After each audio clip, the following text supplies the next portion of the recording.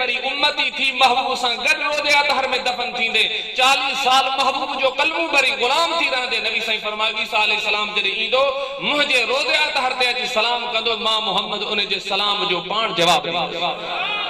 हयातुन नबी जो सबूत न है वरना ईसा अलैहि सलाम अल्लाह जो नबी आ कया त कब्र अस्तगफिरुल्लाह कुछ भी न है छो वञा 40 साल पहिरीं मगर ईसा अलैहि सलाम ईंदो इजाजत वठंदो महबूब जी हाज़िर ॾींदो ऐं महबूब जो उम्मती थी रहंदो पंहिंजी नबूवत ते कोन हलंदो ला इलाहा इल्ला मुहम्मद रसूलुल्लाह पढ़ंदो महबूब जो गुलाम थी रहंदो अल्लाह ताला ईसा अलैहि सलाम के बुधायो त प्यारा ईसा महबूब जो उहो मकाम आ जे अर्श मुंहिंजो लुॾंदो रहियो हलंदो रहियो बेचैन हो जॾहिं अर्श ते मूं यार जो नालो तो अर्श सुकून ते अची वियो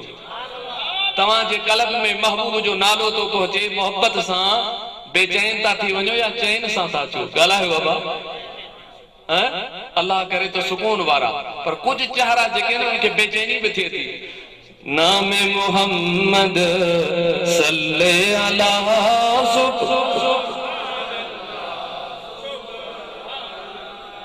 अदा हिकड़ो सवाल तो कया हुजूर जी तारीफ ते ताके मजो अचे तो जिन के मजो अचे तो हाथ मथे खड़ो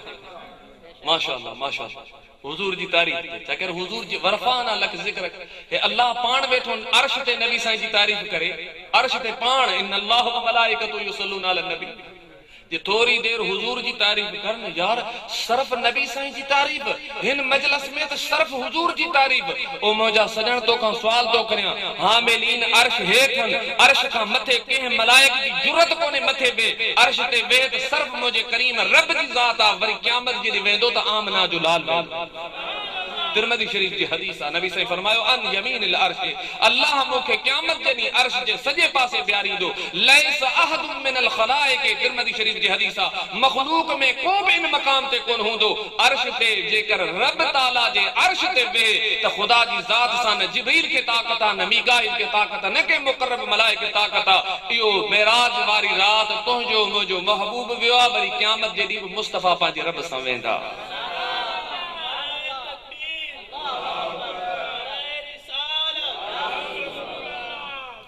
अल्लाह तबारक सवाल तो ताके थोरो समझाया तो मलाइक जेके अल्लाह जी हमन ता कन हामिलीन अर्शन उहे अल्लाह जी अर्श के खणण वारा हमन ता कन हेठन या मथे अब गालायो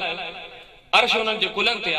अर्श जे मथे के मलाइक जी जगह कोने जो को रब करीम मथे अल्लाह ताला जी जात उनकी कुर्सी वसीया कुर्सी हो समा आसमान जमीनन का वलिया उन रब का कुछ मौला हमद करण वाला मलाइक हेठन बैतुल मामूर वाला हेठन अर्श अजीम हेठ काबतुल्लाह में हेठन मौला अर्श ते छाटो थे अल्लाह तो फरमाए आऊं तो यार जे जिक्र की महफिल सजायो वेठो मौला कुरान में आहे कुरान में मौलवी कुरान का सवा मजदा ही कौन अल्लाह से तो फरमाए बुधाया तो बुधो इन्नल्लाह व मलाइकतहू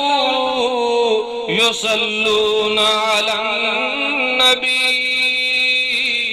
बेशगाऊं अल्लाह आई मौजा समूरा मलाइक सोने महबूब दे दुरूद था मोगलियो अल्लाह फरमायो मलाइक हेठन ओए मूसा शरीकन मथे नथा अर्श ते अची सगन सिर्फ मौजिज़ात आ उते मुखा सवाबियो कोने पर उते ब मुझे यार जो जिक्र 24 कलाक रब मुसलसल करया वेठो अजीब आसा छो नथा समझो कुरान के खुदा जो कसम आ इन आयत के समझो तो महबूब जे दरबार में कदमन में गिरी पाण खपे जने रब बैठो जिक्र करे तोखे महबूब जे जिक्र से तकलीफ चोती पहुंचे वो तो रब के मने कौन थो ना वो तो अल्लाह के हुक्म के चा तो मने जने अल्लाह पाण बैठो अर्श ते जिक्र करे तो रब तो फरमाए जेकर तरे ते एकड़े अल्लाह जे भलन जो बोली ही आहे एकड़े आशिक जो जेकर चाही अहद को मिलना जेकर चाही अहद को मिलना अहमद नाम पकड़ी रहो जेकर चाही मजो को ना सब पढ़ो जेकर चाही अहद को मिलना अहमद नाम पकड़ी रहो जित जावे की नाम मोहम्मद चुम चुम अखियों ते ले जेकर चाही अहद नु मिलना अल्लाहु अकबर अजीब गाला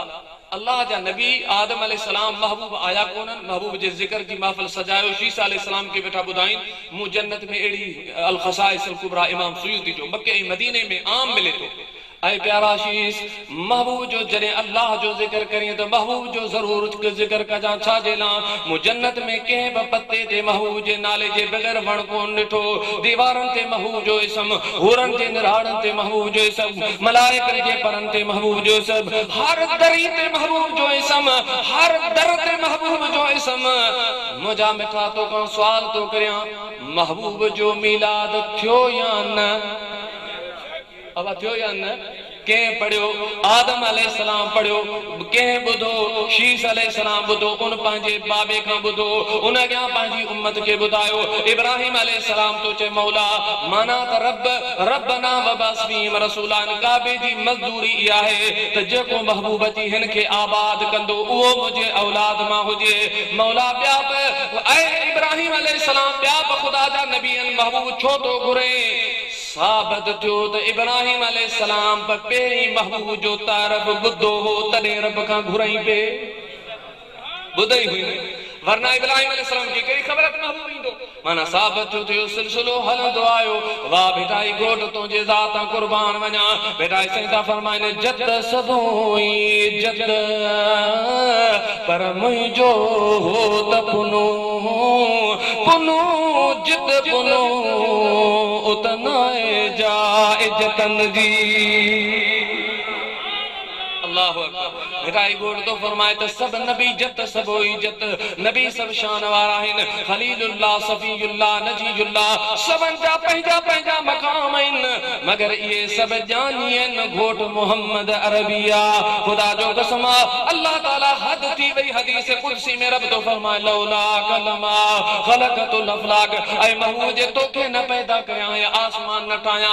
माना चंड न हुजे, सिज न हुजे, तारा न हुजे, न रात हुजे, नंदी हुजे, तॾहिं त इमाम अहले सुन्नत फरमायो ज़मीनो ज़मान तुम्हारे लिए मकीनो मकान, ज़मीनो ज़मान तुम्हारे लिए मकीनो मकान, चुनीनो चुना तुम्हारे लिए बने दो जहां। अदा मुंहिंजा सजण ॿुधंदो या थकी पिया आहियो? ॿुधंदो?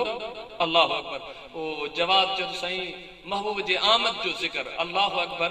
हुजूर जी विलादत ते नबी करीम सल्लल्लाहु अलैहि वसल्लम रहमतन लिल आलमीन है। जॾहिं रब आम नियमत ते बनी इसराइल खे तो चए त उन जो चर्चो करियो, ज़िक्र करियो, उनखे विसारियो न। ज़िक्र मां मुराद उनखे भुलिजी न वञो, रब जो शुक्र बजा करियो ऐं उन नियमत जो चर्चो करियो जेको मूं तव्हां सां कई आहे। जे मनु सलवा मिले त रब तो चए इनखे विसारे न छॾियो, यादि करियो, चर्चो करियो। जेकर हुकूमत मिले त रब तो चए यादि करियो। मगर जंहिंमें ए बनी इसराइल जा नबी त महबूब जे सदके आया, जंहिं रात में जंहिं महीने में आमना जो लाल अचे उन ज़िक्र खे असां विसारे छॾियूं। अब ॻाल्हायो विसारे छॾियूं, पर जेके विसारण वारा ख़ुदि विसरी वेंदा आहिनि, यादि करण वारा यादि थी वेंदा आहिनि। समझो पिया, यादि करण वारा यादि थी वेंदा आहिनि। तॾहिं त फलक के नज़ारो ज़मी की बहारो खुशी सब मनाओ हुजूर आ गए हैं। आशिक रब ताला इन्हें कोन चयो तो महबूब जेके भी नबी आया कोई कौम जे ला, वक्त जे ला, इलाके जे ला, टाइम जे ला, हर नबी का ॿियो नबी एक वक्त में ॿ नबी अल्लाह ताला जी शान आ। नबी साईं तो फरमाए ऐं तॾहिं नबी होस जॾहिं आदम मिट्टी पानी में हो, अल्लाह से पहिरीं नबियन खे मोकिलिया न। रब ताला फरमायो ए सब महबूब जा जानी थी हलिया वञनि, महबूब बाद में अचनि ऐं उन खां पोइ नबूवत जो सिलसिलो ख़त्म हुजे, पोइ जेकर शान हले त कंहिंजो न हले त सिर्फ़ मुंहिंजे महबूब जो हले। पहिरीं ख़ुदा नबियन खां तारीफ़ कराई की कुरान पाक में ईसा अलैहिस्सलाम छा तो चए पंहिंजी कौम खे व मुबश्शिरन बिरसूलिन याती मिन बाद इस्मुहु अहमद। अल्लाहु अकबर। कुरान अल्लाह जो ईसा अलैहिस्सलाम पंहिंजी कौम खे छा थो चए, ऐं तव्हांखे ख़ुशख़बरी थो ॾियां, तव्हां वटि ॿार ॼमंदो आहे त मुबारक ॾींदा आहियो या न? अब ॻाल्हायो। बंगलो वठंदा आहियो, मुबारक ॾींदा आहियो या न? घर वठंदा आहियो? ख़ुदा जो नबी कुरान में वेठो आहे, अल्लाह से चया ग़लति कयो ईसा अलैहिस्सलाम, खुशखबरी छो ॾिनी, मुबारक छो ॾिनी? अल्लाह कुरान में तो चए मुझे नबी ईसा खुशखबरी ॾिनी, मुबारक ॾिनी पंहिंजे उम्मतन खे, त उम्मतियो तव्हांखे मुबारक तो ॾियां उन नबी जी, वो मुबश्शिरन बिरसूलिन याती मिन बाद इस्मुहु अहमद, जेको मूंखां बाद में ईंदो, जे महबूब जो नालो अहमद हूंदो। अल्लाह जो कुरान आहे। माना ईसा अलैहिस्सलाम महबूब जो मिलाद पढ़ियो या न? कुरान तो चए पंहिंजे उम्मत खे मुबारक ॾिनई या न? त जे तू उम्मती महबूब जे मिलाद में मुबारक न ॾिए त ख़ुदा जा नबी कुरान में हिक ॿिए खे मुबारक ॾींदे विया। ईसा पंहिंजे उम्मत खे ॾींदे वियो, इब्राहिम अलैहिस्सलाम रब खां दुआऊं घुरंदे वियो, आदम अलैहिस्सलाम पंहिंजे पुटनि खे मुबारक ॾींदे वियो। त तोते त वधीक हक़ आहे, जे महबूब जे करे तू जन्नत में वेंदे त सोचो फलक के नज़ारो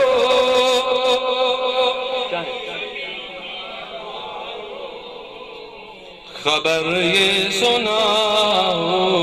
हुजूर आ गए हैं, फलक के नजारों ज़मीं की बहारों खुशी सब मनाओ। सरकार दी महफिल में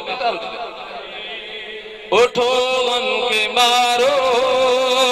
अरे बेसहारो खबर ये सुनाओ, अनोखा वो ज़ीशान आया, वो सारे रसूलों का सुल्तान आया, अनोखा निराला वो ज़ीशान आया, वो सारे रसूलों का सुल्तान आया। अरे कद कला हो, अरे बादशाह हो, निगाहें झुकाओ हुजूर आ गए हैं। सब पढ़ो, फलक के नजारों खुशी सब मनाओ हुजूर आ गए हैं। अब आप खुश आहियो न महबूब जे मिलाद? तव्हांखे ॿुधायमि त आदम अलैहिस्सलाम मिलाद पढ़ियो न? इब्राहिम अलैहिस्सलाम, हज़रत सुलेमान अलैहिस्सलाम बि मिलाद पढ़ियो। तव्हां चवंदो की अल्लाह अकबर। हज़रत अल्लामा इस्माइल हक़ी पंहिंजे तफ़सीर में तो लिखे त सैयदना सुलेमान अलैहिस्सलाम वटि हिकिड़ी मुंडी हुई। जॾहिं सुलेमान अलैहिस्सलाम मुंडी विझंदा हुआ त हवा बि ताबे, जिन बि ताबे, देह बि ताबे, मलाइक इंसान बि ताबे, जानवर बि ताबे, पखी बि ताबे, ऐं एतिरी वॾे तख़्त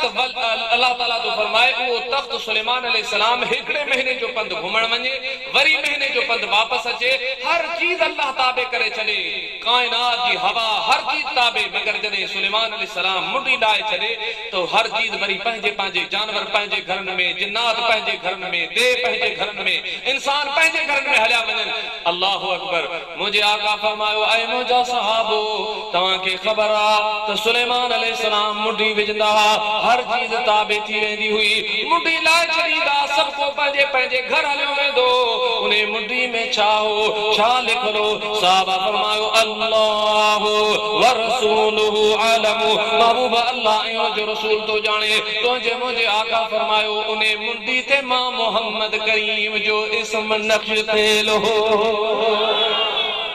जॾहिं उहो मुंडी विझंदो त हर चीज़ अल्लाह ताबे करे छॾींदो हो। मुंहिंजा दीदो दोस्तो, साबित थियो त रब सुलेमान अलैहिस्सलाम खे बि ॿुधायो त ही बादशाही यार जो सदको आहे।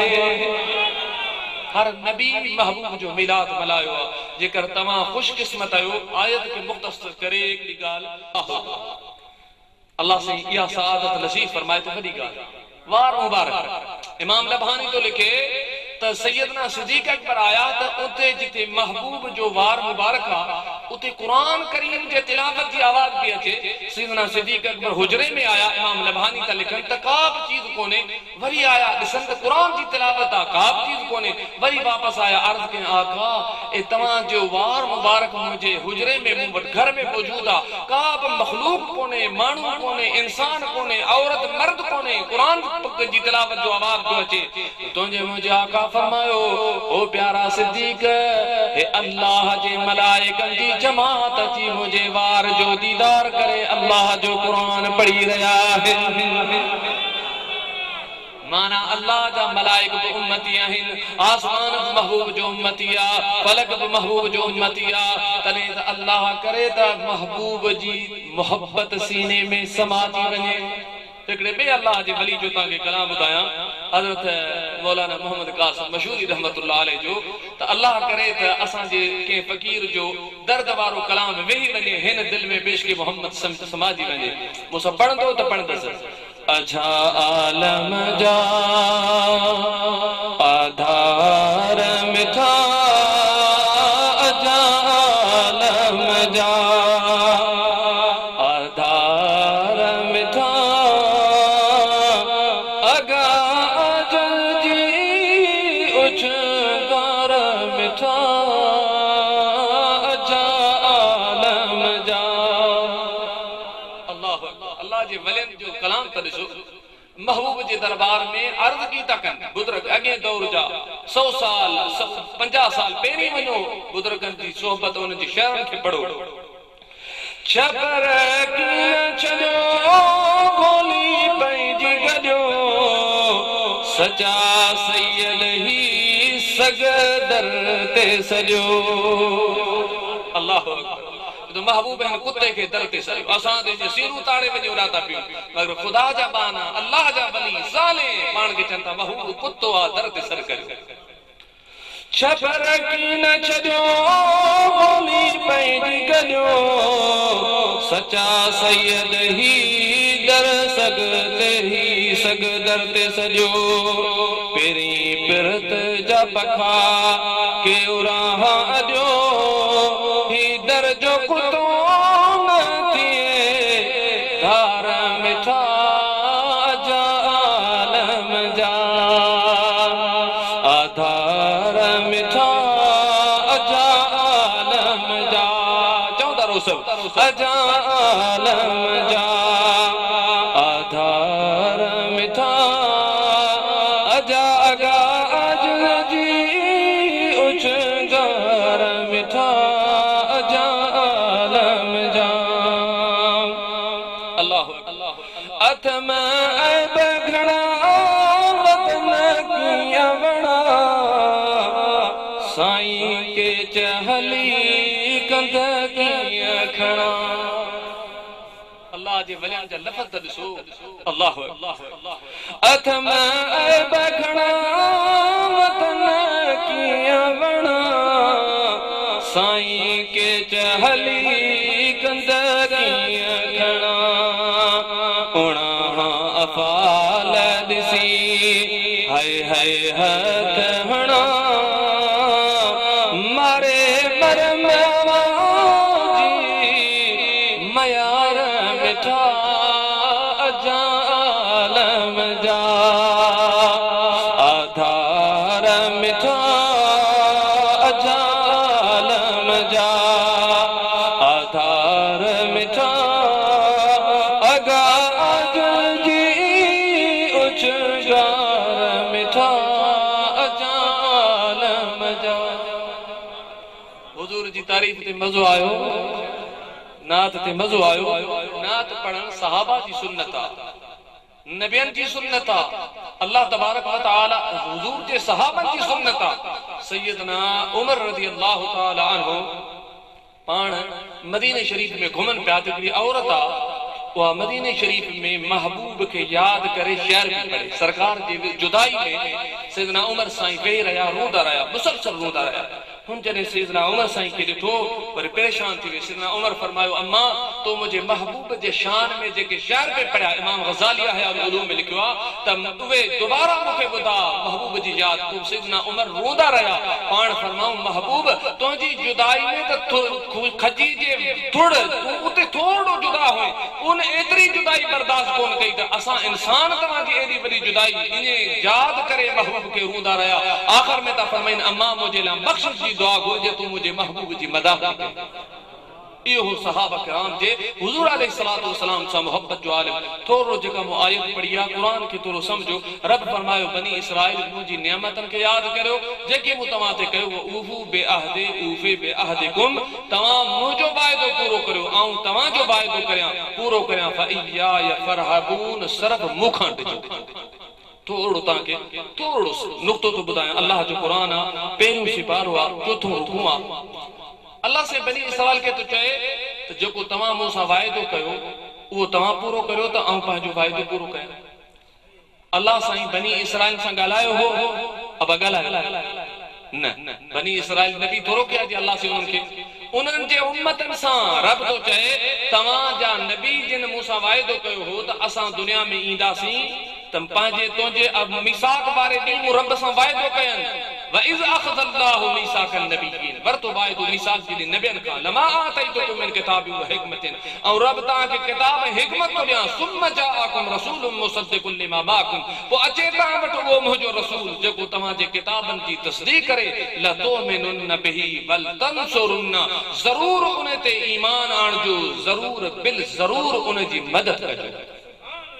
इहो वाइदो रब बनी इसराइल खे यादि पियो ॾियारे तव्हांजा नबी मूं रब सां वाइदो करे विया आहिनि। अल्लाह जो क़ुरान आहे हाणे नबी कोन्हनि उहे किताब तव्हां वटि मौजूद आहिनि तव्हां इन्हनि किताबनि ते वेही हुज़ूर जूं वसफ़ूं पढ़ी माण्हुनि खे ॿुधाईंदा हुआ त असां हाणे नबी कोन ईंदो। मूसा अलैहिस्सलाम जा उम्मती यहूदी चवंदा हाणे असांजो नबी पंहिंजे किताब में जंहिं महबूब जो शान ॿुधाए वियो उहो ईंदो उन जे असां इंतज़ार में मके मदीने में वेठा आहियूं। ईसा अलैहिस्सलाम जा उम्मती ईसाई पंहिंजी उम्मत खे इन चवंदा हाणे ईसा अलैहिस्सलाम कोन ईंदो आख़िर ज़मान नबी ईंदो। अल्लाहु अकबर। ईसा अलैहिस्सलाम जे किताब में इंजील में लिखल आहे त हज़रत ईसा अलैहिस्सलाम तकरीर पिया कनि त हिकिड़ी उम्मत यानी उथी बीठी अर्ज़ थी करे प्यारा ईसा मूसा अलैहिस्सलाम जे तौरात में जे नबी जो ज़िक्र आहे उहो तूं आहीं चई न अम्मा उहो नबी त एॾे शान वारो आहे ऐं ईसा अलैहिस्सलाम उन जे नालैन शरीफ जा जेके तस्मिया आहिनि उन जे बराबरि बि कोन आहे।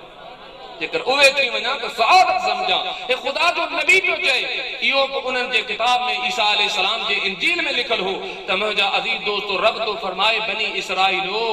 तव्हां माण्हुनि खे मदीने में वेठा ॿुधाईंदा हुआ त असां हुज़ूर जे इंतज़ार में आहियूं। नबी साईं जूं वसफ़ूं ॿुधाईंदा हुआ हुज़ूर जे चेहरे जूं हुज़ूर जे ज़ुल्फ़नि जूं सरकार जे अमामे जूं हुज़ूर जे उथण जूं सरकार जे वेहण जूं हुज़ूर अलैहिस्सलाम जे मुरकण जूं। हजरत शेख अब्दुल हक तो लिखे त तौरात जे 70 सिफ़न में सिर्फ हुजूर जी उम्मत जी फजीलत हुई। घणा सिफ़ा 70 सिफ़ा उम्मत जी फजीलत हुई त मुस्तफा करीम जी सिफ़त जो शान छा हूंदो त अल्लाह से तो फरमाए उहो जेको तव्हां जे उम्मतन वाइदो कयो आहे जेकर अल्लाह से तो चए उहो मूंसां पूरो कयो। तौरात खणो मक्के ऐं मदीने में जेके यहूदी ईसाई आहिनि इंजील खणो ऐं पंहिंजे क़ौमनि खे वञी चओ त जेको असीं तव्हांखे ॿुधाईंदा हुआसीं हाणे तव्हांखे हिकिड़ो नुक़्तो थो ॿुधायां क़ुरान मां साबित थियो त नबी साईं अञा आया कोन हुआ हुज़ूर जा मीलाद अॻु मौजूद हुआ। के पे कया ईसाई पंहिंजो तौरात खणी हुज़ूर जूं वसफ़ूं ॿुधाईंदा हुआ। ईसाई यहूदी इंजील जेको आहे तौरात खणी ईसाई इंजील खणी हुज़ूर जूं तारीफ़ूं ॿुधाईंदा हुआ। माना हर मजलिस में हर दौर में अल्लाह पंहिंजे महबूब जो ज़िक्र करायो आहे चाहे महबूब जा आशिक़ हुजनि चाहे गैर हुजनि मगर ख़ुदा जी बरफ़ाना लक ज़िक्र अल्लाह महबूब जो अहिड़ो ज़िक्र बुलंद करायो जे हर दौर में अल्लाह महबूब जो ज़िक्र करायो। अल्लाह से फरमायो हाणे तव्हां तौरात खणी अचो ऐं महबूब जे अॻियां वेही चओ ईसायो यहूदियो अचो जंहिं नबी जो असां तव्हांखे ज़िक्र कंदासीं उहो ही आहे उहो साॻी शान हिन में आहे मगर उहे यहूदियुनि खे रब अॻियां थो चए त तव्हां वाइदो पूरो करियो उहो पंहिंजे नबियनि वारो ऐं पंहिंजो वाइदो पूरो कयां तव्हांखे जन्नत में दाख़िल करियां फइया या फरहबून तव्हां डिजो न सिर्फ़ मूंखां डिजो। थोरो क़ुरान ते गौर करियो कंहिंखां डिजंदा हुआ यहूदियन जा ईसायन जा जेके वडेरा हा सरदार हा रईस हुआ उहे उन्हनि खे पैसा ॾींदा हा माल ॾींदा हा दौलत ॾींदा हा रब तो फरमाए नादानो तव्हां मुंहिंजे आयतन खे मुंहिंजे इंजील ऐं तौरात खे पैसनि ते विकिणो पिया डॉलरनि ते समझो अलाए न समझो अलाए न अल्लाह कुरान में तो चए इनके न विकिणो हक बयान करो डॉलरनि ते इनकी कीमत न आहे ॾिजो त फईया फरहबून सरफ मुखां ॾिजो ऐं महबूब जो शान ॿुधायो जेको तव्हांजे किताबनि में लिखियल आहे अल्लाह ताला उन्हनि खे तो चए सोचो कुरान ते गौर करियो हाणे थोरो तव्हांखे तो ॿुधायां थोरो कुरान पाक ते तव्हां गौर करियो त तव्हां नबी साईं ॾिठो आहे ॻाल्हायो न अल्लाह अकबर मिशकात शरीफ में मुझे आका फरमायो जिन मुखे दिसी ईमान आदो अल्लाह खुदा जो कसम उन्हें दी पे हाज साहब आया मु हदीस पढ़ी न मुझा त बार जेके न उबा थी गया दिल बाग बहार थी वई सरकार फरमायो तूबा लिमन रानी मुबारका उन्हनि खे जिन मुखे ॾिठो ॾिसी मूं ते ईमान आदऊं माना त मौजदा ॾिठो मुझे वद्दुहा वारे बुखड़े के ॾिठो मुझे यदुल्लाह वारे हथ के ॾिठो जिब्रील के मुझे दरबार में झुकते ॾिसूं ऐं वणनि खे सलाम पढ़ंदे ॾिठो ककर मथां छां कंदे ॾिठो पर महबूबन फरमायो उन्हनि खे हिकड़ी मुंहिंजे तरफ़ खां मुबारका मिशकात शरीफ जी जेके बाद में अण ॾिठे मुंहिंजे मथां मुहब्बत ईमान इश्क सां ईमान आणींदा उन्हनि खे मुंहिंजे तरफ़ खां 7 दफ़ा मुबारक घणा दफ़ा 7 दफ़ा हबीबन करीमन ताकि सरकार सां मोहब्बत आने जवाब हितां परे खां अची दुबई खां मिलाद कयो आ त इहा 7 दफ़ा महबूब जी मुबारक उन्हनि खे आ जेके महबूब जे ज़िक्र ते ख़ुश था थियनि जिन खे सरकार जे ज़िक्र ते अंदर वड पिया पवनि त कहिड़ो उन्हनि खे तक मुबारक हूंदी त हाणे तव्हांखे थोरो तो क़ुरान ते गौर ॾियारियो थोरो क़ुरान खे सम्झो त तव्हां नबी साईं खे ॾिठो बि कोन्हे यकीनन असां पण पुठी ईमान आंदो आहे हिकिड़े आशिक़ चयो न बिन देखे फिदा है हर कोई दीदार का आलम क्या होगा बिन देखे फिदा है हर कोई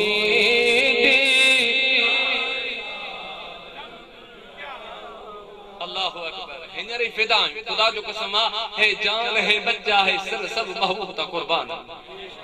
झोली मुझी आहे खाली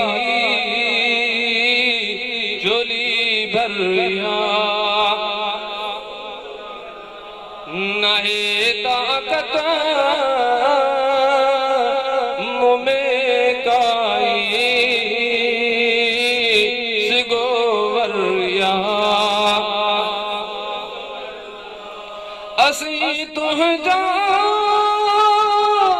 बचा तुझा अमर तुझी अब तुझा बची वगरा अजा का मुझे घर पहुंची वगरा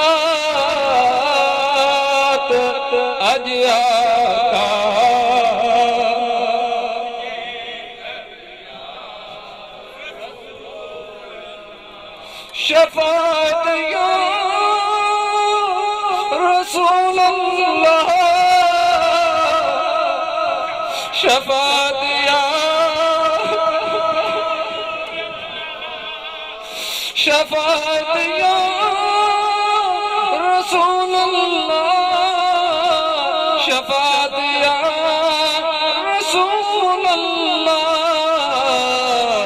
में फरियाद कर कर के मुक़द्दर नू झोली मुझी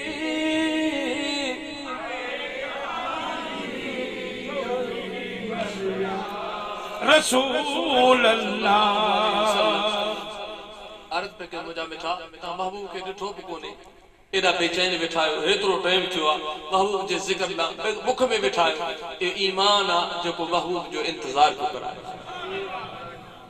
पर रब क़ुरान में तो चए बनी इसराइलो मुंहिंजी नेमतनि खे यादि करियो ऐं मूंसां वाइदो पूरो करियो ऐं तव्हां सां वाइदो पूरो करियां ऐं मूंखां ॾिजो ॿियनि खां न ॾिजो तव्हां असां नबी साईं जो इंतज़ार बि कोन कयो कयो बनी इसराइल बैठा मदीने में हुजूर अलैहिस्सलाम के नाल सैयदना हसन बिन साबित तो फरमाए आऊं 8 सालन जो होस अल ख़साइस कुबरा पाण ता फरमाइन त रात जो एकड़ो फजर माल आवाज थियो ओ यहूदियो ओ मदीने वारो अचो अचो मानू बठी दाऊ कई बठी रड़ियो कई सजे मदीने जा मानू आया पुछोस तुजो नास के छा तो जला असा के घर में उठायो घोड़ा घोड़ा तो कईया ओ यहूदी जो आलिम तो चए त जेको पंहिंजे किताबन में लिखल आहे हिकिड़ो तारो उभरंदो उन खां बाद में अहमद मुस्तफा जी विलादत थींदी ए मूं सवे साल जेको असांजा वॾा इंतजार कंदा आया हिक ॿिए खे ॿुधाईंदा विया आऊं बि इंतजार कंदो रहियुसि अॼु राति उहो तारो उभरी वियो मोहम्मद अरबी जी विलादत थी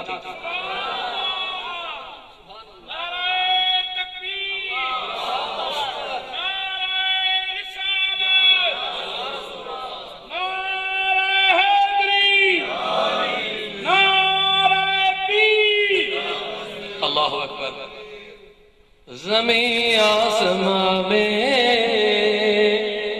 मकान ला मकान में ज़मीं आसमां में सभई पढ़ो महबूब जो शान दिल संगायो ज़मीं आसमां में मकान ला मकान में कोई आप सा है नहीं है नहीं है ज़मीं आसमां में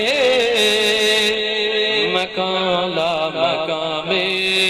वो सिदरा राही जरे महबूब है हवाऊं तेज तरे जो थी वने नाद तेज ए बि उम्मती आहिनि महबूब हा महबूब रहमत लिल आलमीन इनके वजह तो अची वने हुजूर जी नाद मोमिन के वजह तो अची वने पर जेके मिर्च जो पेट में तकलीफ पए न पेट में वट पन वो इने समझे तो केर आया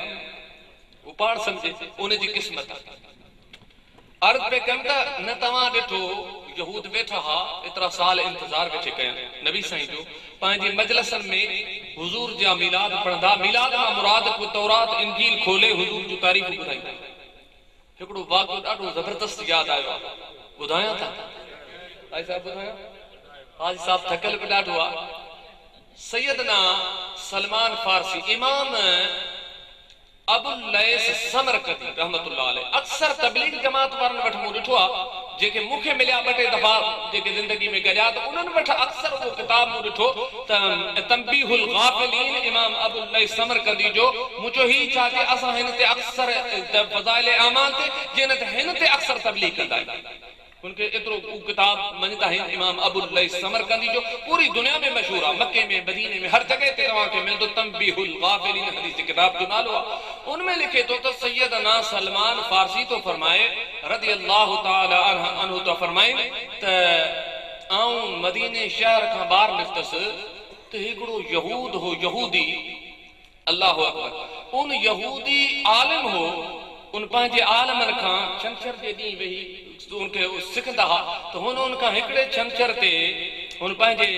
उनके जो कुरान शरीफ उन जे तौरात में पढ़ई हुजूर जो शान ॾिठई महबूब जे इसम शरीफ ते तो हुनन का पुछई ही केरा तो हुन वरी उन छा कयो हसद खां हुजूर जो इसम शरीफ कटे वरी बे आचर ते हुन जेका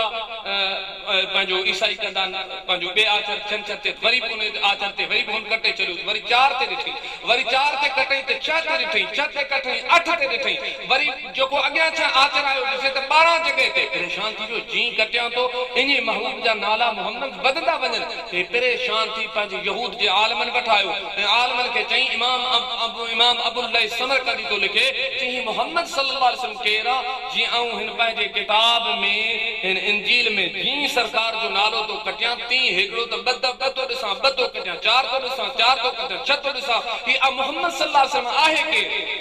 वो तो आम उम्मती हो जी असा कुरान ता पढ़ू जी असा वरी के मुल्ले का मनी पूछू तो मुल्ला साहब महबूब जो शान बुधाओ तो जेड़ो तू तेड़ो आऊं पर जेकर भेटाई साहब का मनी पूछंदे त भेटाई साहब फरमांदा कोड़िए कमर भरन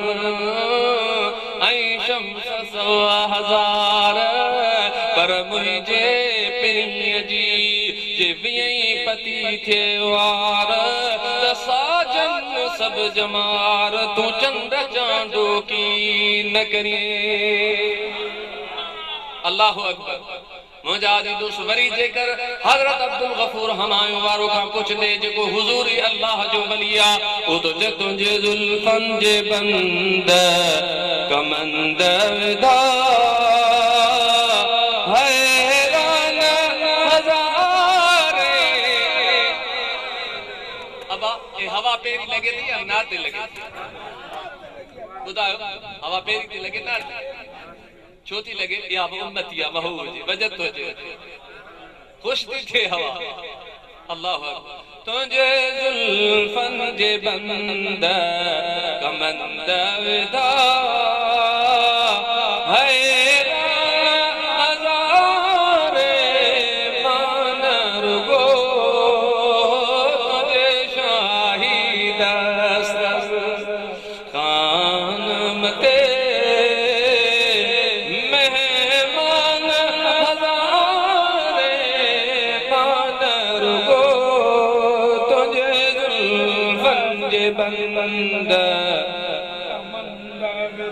अल्लाह करे तो ये कमत पहजी महबूब जे दस्तरखान थे तो अल्लाह गौस कुतुब अब्दाल हैरान महबूब जे आला हजरत जने महबूब बिदा बेदारी में दीदार करो तो पान फरमाओ तू जिंदा है वल्लाह तू जिंदा है वल्लाह।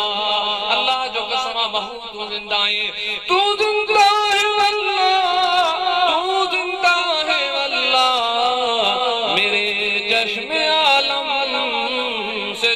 जाने वाले।